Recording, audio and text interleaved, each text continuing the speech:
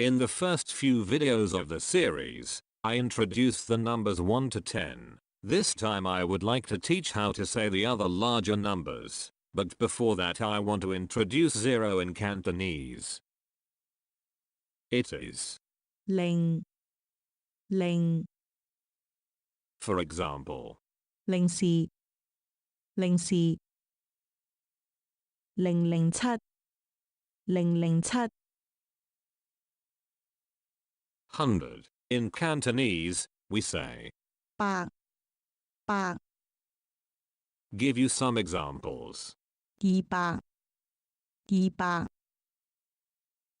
630 630 987 987 1,000. We say 千千 For example, 3000 3000 4200 4200 7104 7104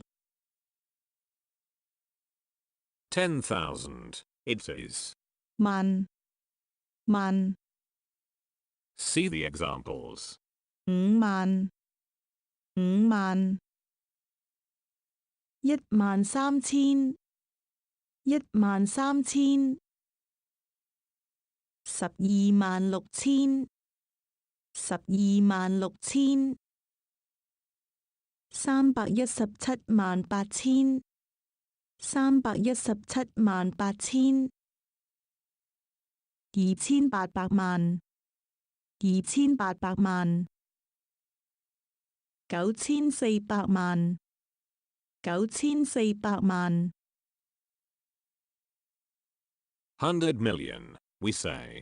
億億 For example, 2億6千萬2億6千萬57億800萬57億0800萬8630億8630億億萬富翁億萬富翁嗰個億萬富翁捐咗500萬去幫助颶風哈維嘅受害者。嗰個億萬富翁捐咗500萬去幫助颶風哈維嘅受害者。兆兆 is an astronomical number. It means trillion. We rarely use it as a number in our daily life, but this character has another meaning.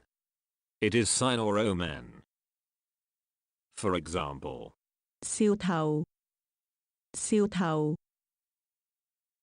預兆預兆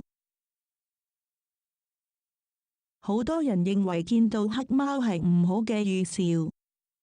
好多人認為見到黑貓係唔好嘅預兆。